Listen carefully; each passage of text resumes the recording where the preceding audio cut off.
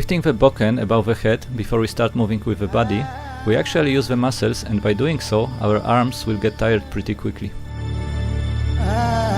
As we start moving forward, we want our center to push the bokken from underneath. This makes it easier to lift it.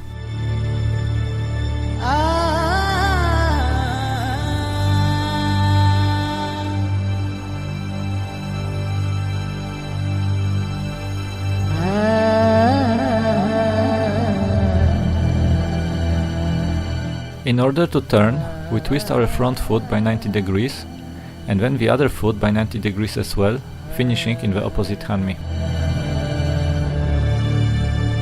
While we turn, we want to keep the end of the bokken more or less in the same place, and definitely in the same line.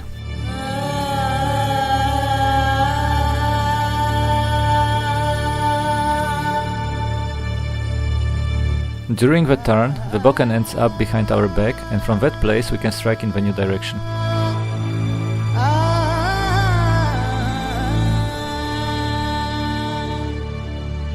For each strike, we bring our hands above the head and the bokken behind our back. This way, the bokken is aligned with our body and it's easy to turn and cut in any direction.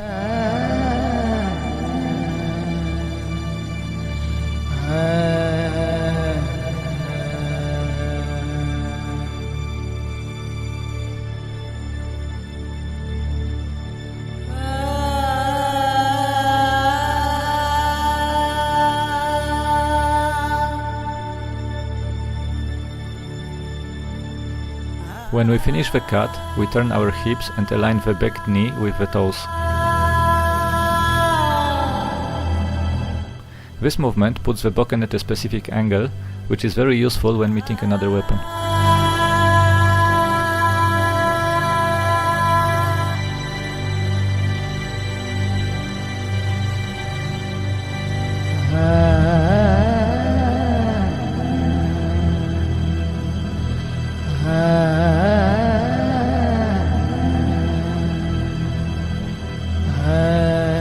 When we take a step forward, we start off directly with our back foot.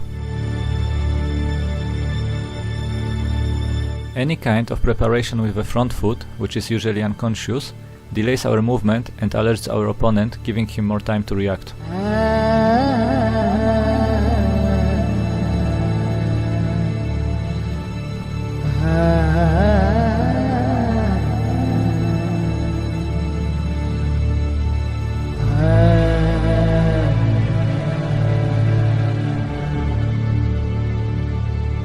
We begin the fourth ken suburi, taking a step forward with our front foot. Then we continue with regular steps forward, each time with the back foot. At each step, we raise the bokken straight above our head, and we strike towards the head of an imaginary opponent.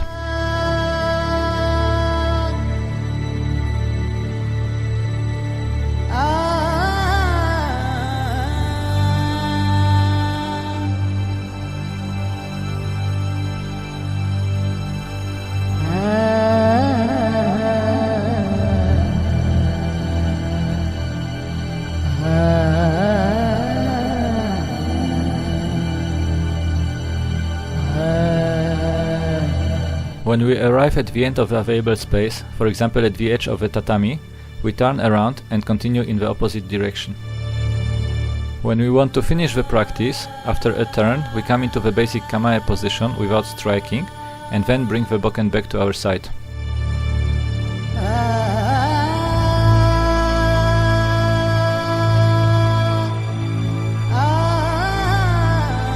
The fifth ken suburi begins with a step forward with our back foot. Then we continue with regular steps forward, just like in the fourth ken suburi. This time, as we lift the bokken, its top is pushed to the side and moves around our head. We can imagine that our hands with the bokken are creating a bridge, under which we want to pass with our head.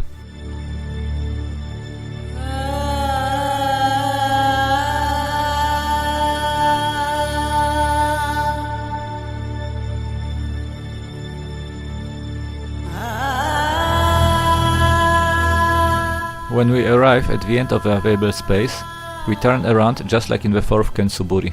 This cut following the turn is straight. We finish the practice just like in the fourth Ken suburi as well, turning around into the basic kamae position and bringing the bokken back to our side. The movement of the bokken to the side is created by the turn of our hips and the center as we begin to step forward.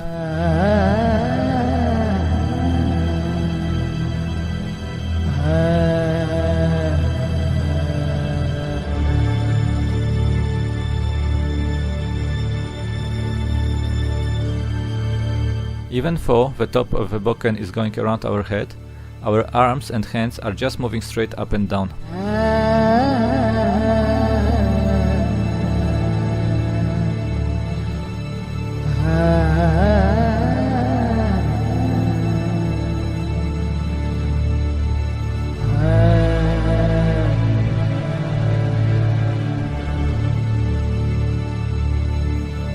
If our hands move around, or if we don't move them fully above our head, we risk hurting ourselves.